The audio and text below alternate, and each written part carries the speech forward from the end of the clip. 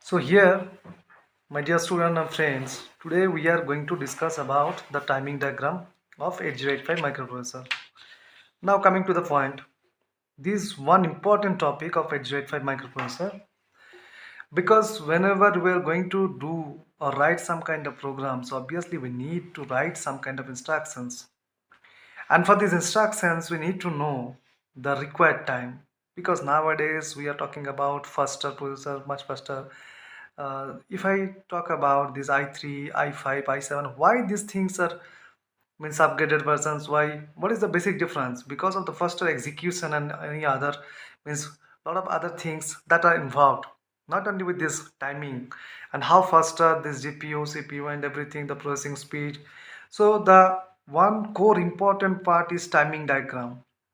So timing diagram is nothing but the pictorial representation of an instruction from which we can calculate the required time to execute that complete instruction or to complete the instruction. That means while instruction is nothing but a group of means a task you can say, or simply one task should be there. So to complete the particular task, how much time is required? From that we can calculate by the help of this timing diagram. So before heading to the timing diagram, we need to know about instructions and the types of instructions and operations of instructions, means which type of instructions, which operations, either it is adding, memory read, memory write, or any other register content operations. So opcode, operand, and the flow of the working instructions. How an instruction basically how an instruction is going to be executed by the microprocessor. And here there is also associated some clock cycles, t state, and the t state clock cycles. So first, if I talk about these instructions, so previously in the last already I told you about the number of instructions. Here total 46 number of instruction sets in 8085 microprocessors.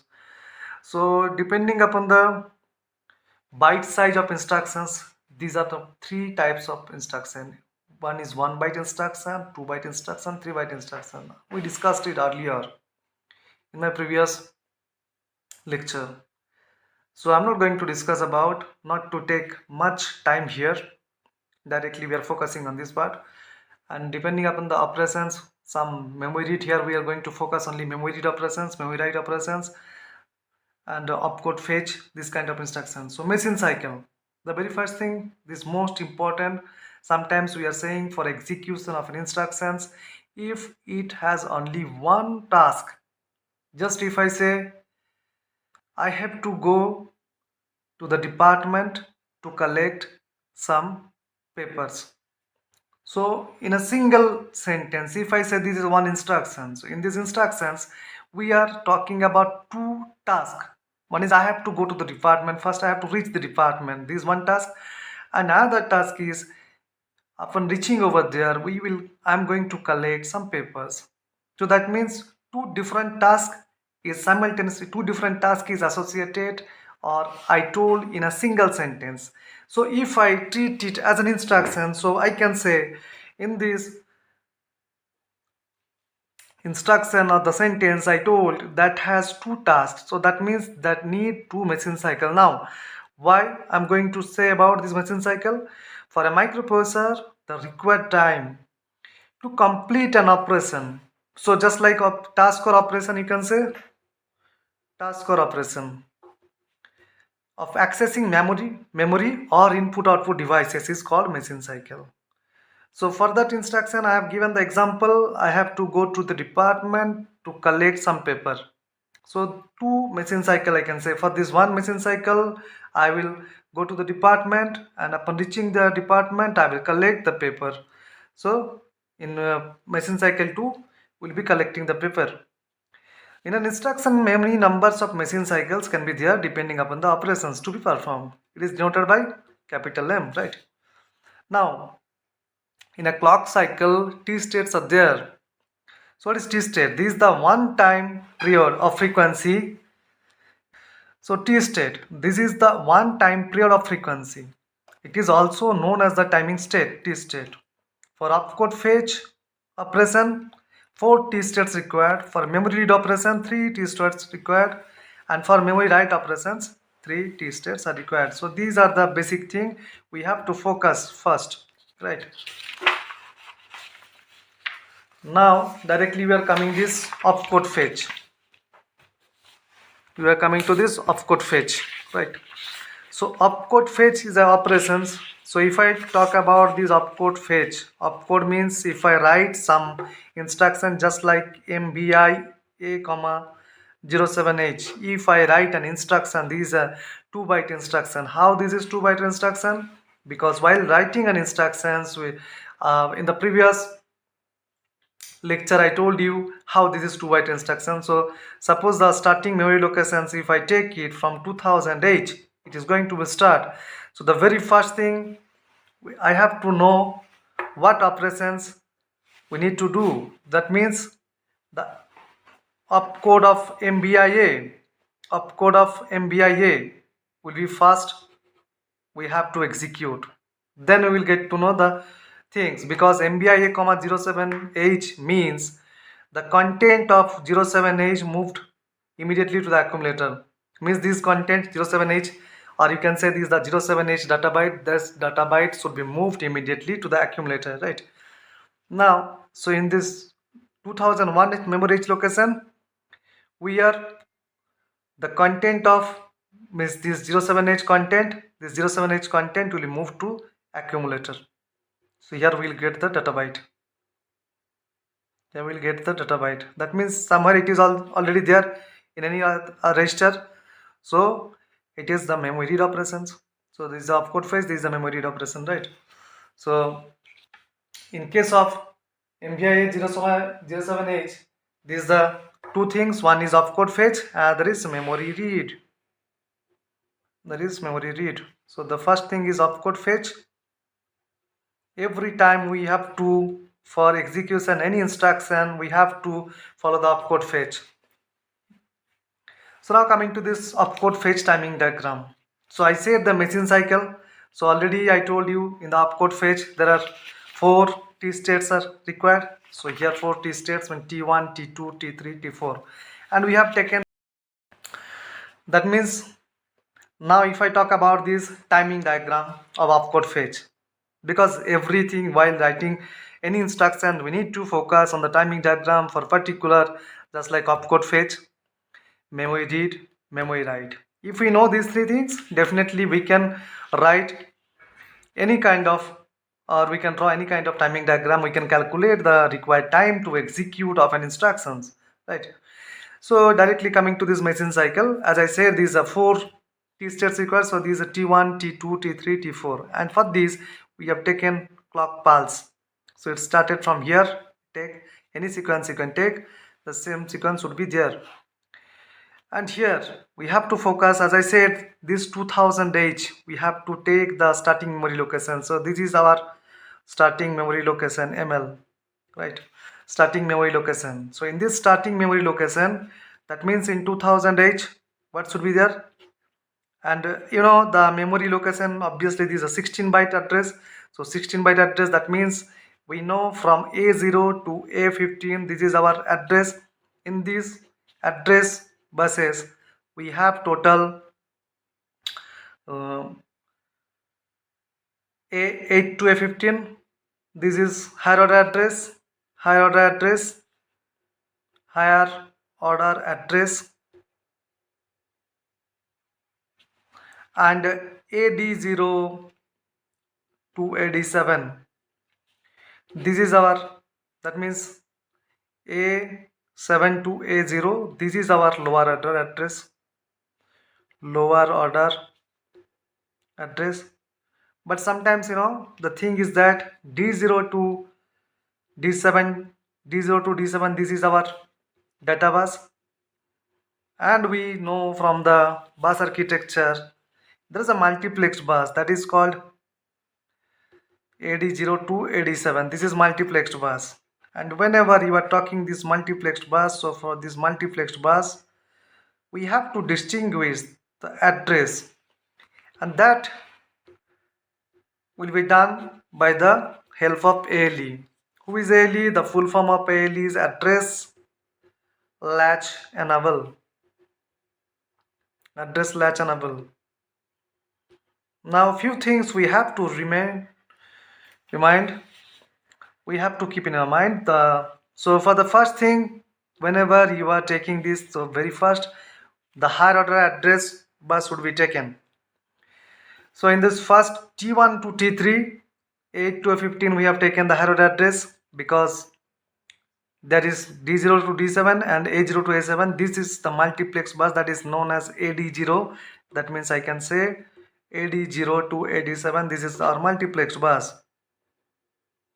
But as because data bus is only 8 bit, so it can't reach to 8 to A15. So that is why 8 to A15 is a distinguished bus, means higher order address. So the very first thing from this 200H, if this is my starting point, starting memory location, ML means stands for memory location, right? So in this 2000H memory location, the very first thing, suppose this higher order address HOA, higher order address will be taken. This is 208 byte. So this 8 byte first directly will be taken for this any kind of either any machine cycle for this opcode fetch or memory read or memory write. The higher order address byte will be taken and in this T1 to T3, and T4 will be unspecified or undefined. Why? Because to decode these opcode, so in this to decode this address byte they need some particular things. Now here we are coming to this AD0 to AD7. So AD0 to AD7, in this AD0 to AD7 obviously there is a lower order address bus will be there. So in this AD0 to AD7, AD0 to AD7, here lower order address bus will be there. That means A7, A0 to A7 lower order address will be taken. So the very first T1 means T state. So very first T state, that is T1. In this T1 state, the lower order address byte will be taken, and that can be done when the ALE will be enabled. So here normal we have taken ALE normal signal. So when this is suppose your 0 position, this is suppose 1. So when ALE goes high, ALE will be enabled. ALE will be enabled. That means T1 state. In the T1 state, always ALE will be enabled only in the T1 state. ALE will be enabled only in the T1 state, means the first T state, the first T state or timing state. T state basically timing state of any machine cycle,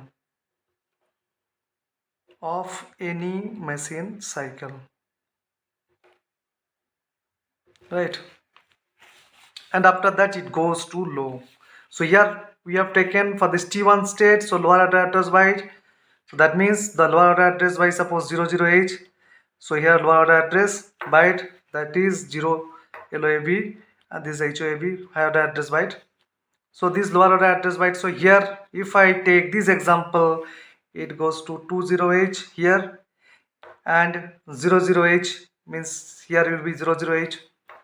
And then always we have to keep in mind that opcode byte or any kind of data byte, either memory read operation, opcode fetch or memory write operations. In this T2 and T3, in between T2 and T3, read, write options will be taken place. So here from this ALE goes high at the T1 state or first T state, and then after first timing state it goes to low. So now the operations memory read, because whenever you are doing this, so memory from this, that means opcode byte we are going to take from this memory. So this read bar, basically this is active low. That means whenever if I take normal RD equals to 0, Then if I take bar means 0 bar equals to 1, the complement, just opposite. So RD bar means I'm giving here actually 1, means RD bar equals to low signal, but here this is suppose here low 1 and this position will be low 0. So whenever it will be going 0, then you will get, whenever you will giving RD bar equals to 0, RD equals to 0, so RD bar will be 0 bar equals to 1. So here suppose this is 0, here suppose this is 1.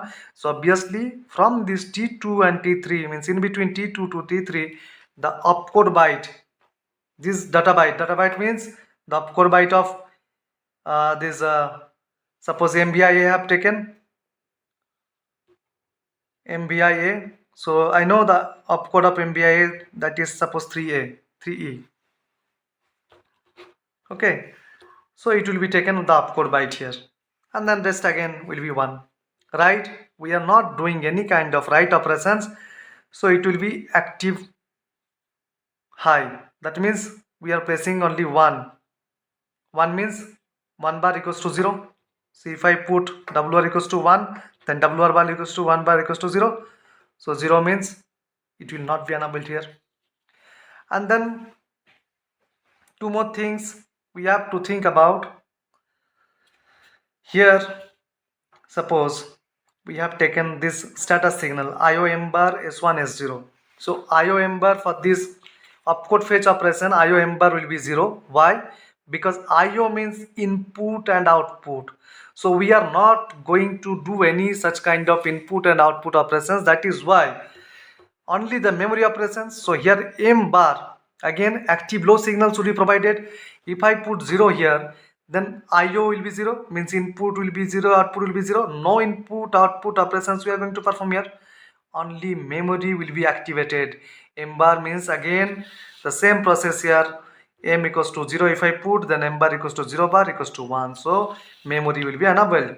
So that is why IOM bar. And then S0 and S1, these three status signal IOM bar, S0 and S1, these are the three status signal. They do the operations. They do the operation jointly. So S0 will be 1 and S1 will be 1 for the opcode fetch cycle. Here I am giving you one example, that is suppose MOVA, M. MOVA, M, this is the only one instruction, it is 1 byte instruction. Why? No other data byte has been provided here, no other memory location has been provided here. So the best example, rather than taking MBIA 071H, MOVA, M will be the best suitable example for here. You can take any MOV C also. That means only 1 byte instructions, no other external byte has been provided here, right? So only the opcode. This is the mnemonics. If I say in the last class already, I told you in the last lecture, mnemonics, that means this instruction here, opcode only there, only opcode is there. So from there, this is a 1 byte instruction, and that means only 1 means opcode fetch will be done. I hope this is clear to you. Now again, whenever we do different examples for this memory read and memory write. Thank you very much.